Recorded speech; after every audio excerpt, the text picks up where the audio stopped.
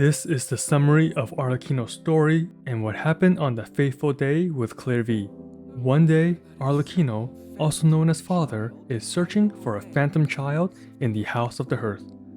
She moved the children to Poison to make it easier to track down this phantom child and asked the traveler to keep them company. Secretly, Father was also using this relocation to track down some traitors within the house. While Linny gives the traveler a tour, he ran into a suspiciously acting Fermine. It turns out that Fermine really sucks at lying and has been sheltering a young girl named Clervie for about half a month. She happens to be the very person or phantom that Father is trying to find. Fermine did not hand her over because he thinks Clervie saved a member of the family in the past. Therefore, he considers her family as well. After hearing him out, the boys agree to send Clervie on her merry way without alerting Father.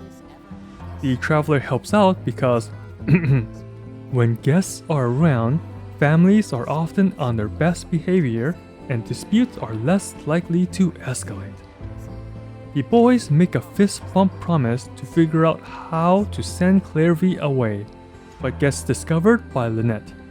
She threatens to report everything to Father unless they agree to let her join.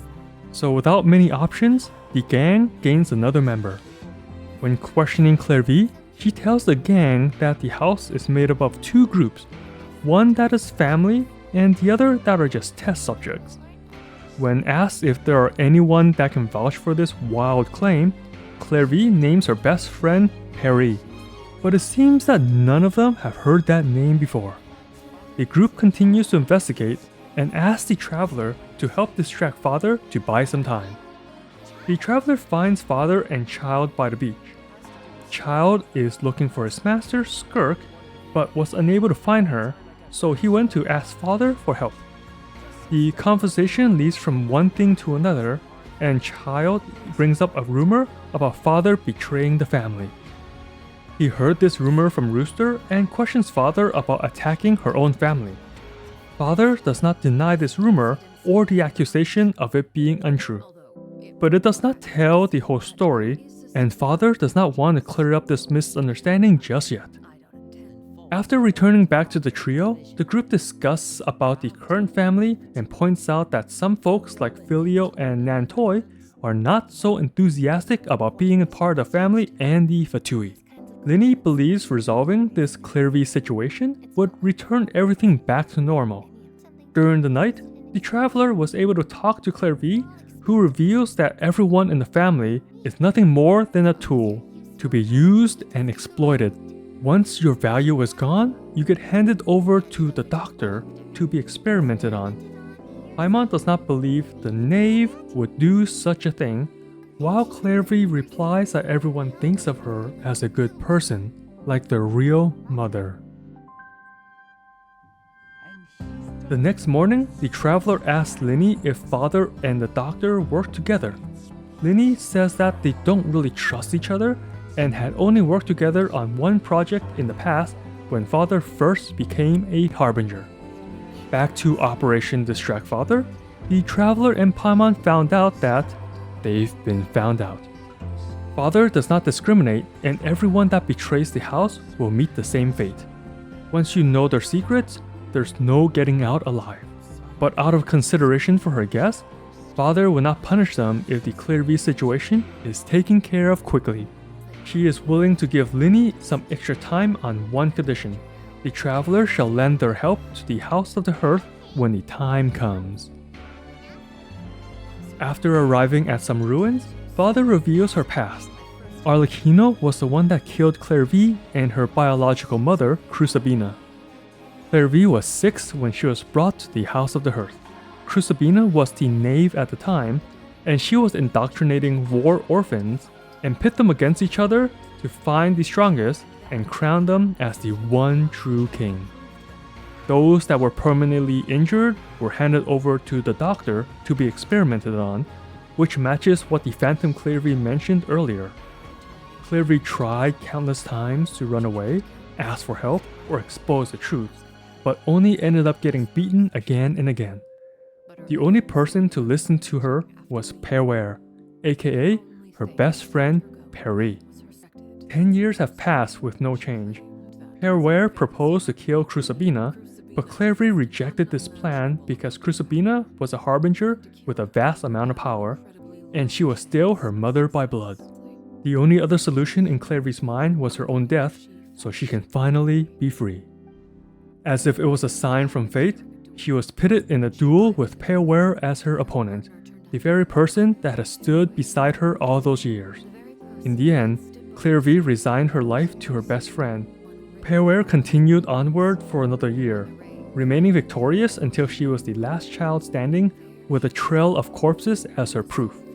Peruere was the victor of the children, but there was one more adversary, Crucibina. Peruere won the battle and became a harbinger herself. She received a new name, Arlecchino. Arlecchino rebuilt the House of the Hearth and rewrote the rules, as well as giving herself the new moniker of Father. But why is Clervie back if she was killed so many years ago? It seems Father's flames are akin to a curse, and leaves behind shadows of everything they consume, with Clervie being a special case. The shadows formed a 6-year-old version of Clervie that does not have the memories of her final 10 years with Peruere. Father plans to resolve this matter by killing Clervie again, for good this time. Eventually, the children arrive along with the traitors. The punishment for all those who betrayed the house is death. Lyney asks Father to reconsider, since killing them will only tear the family even further apart. Besides death, resolving disputes with a duel is also one of the rules in the house, so Father offers that option instead. The traveler recalls some of their previous conversations. When the time comes, make the choice that you deem most appropriate in the situation, and lend your help to the House of the Hearth. And decided to join in on the duel. You're asking to join the duel against the knave? The battle was a tough one, and I think it's better to show you the results.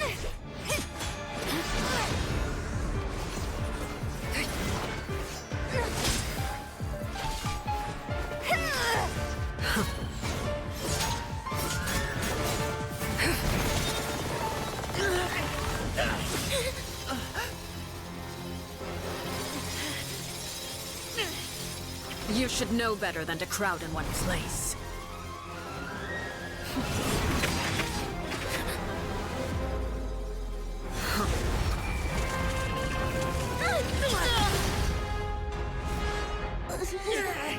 Oh, I know.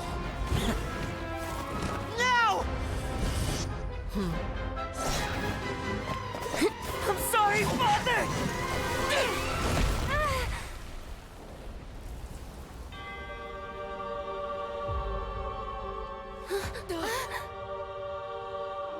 Sorry for what? This pitiful excuse for an attack.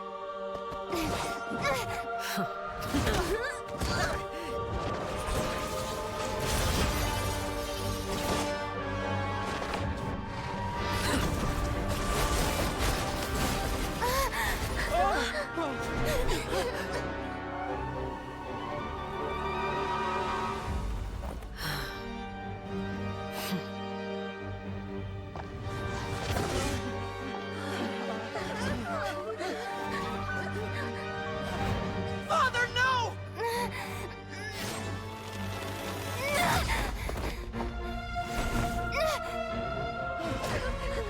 Made it out, did you? You're stronger than I expected. Father proves far too strong for the group to handle. She readies her Crimson Moon attack. A crimson moon. I can't move.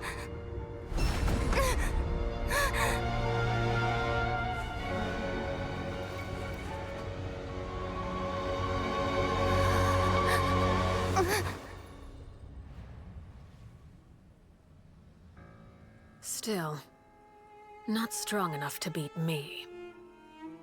But stops and says the traveler is not strong enough to win yet. Father was impressed by everyone's determination and decides to change the method of execution. The traitors are to drink a potion that will erase the memories relating to the House of the Hearth essentially killing their current state. After the children leaves, Arlecchino finally talks with Clervie, who is happy with all the choices that Peruere have made. Father also revealed a deal she made with Nouvellette. The children who want to leave the house will have the memories of the organization erased in exchange for a normal life in Fontaine. However, the children must prove themselves worthy, since only freedom that is earned has true value. Arlecchino eventually expels Clervie from the House of the Hearth, giving her the freedom she has always dreamed of. Clervie, you've worked tirelessly from the shadows to overthrow the House of the Hearth. Now, by my authority as the Knave, I shall announce how this matter ends. You are hereby expelled from the House of the Hearth. You are no longer tied to this place, nor are you bound by its rules. You're saying that I can finally leave? I get to experience the outside world as well? Oh, I almost forgot. There's no getting older for me. Still, seeing who you grew up to be makes me really happy, Peruere. Take care of yourself. Goodbye. May we meet again someday.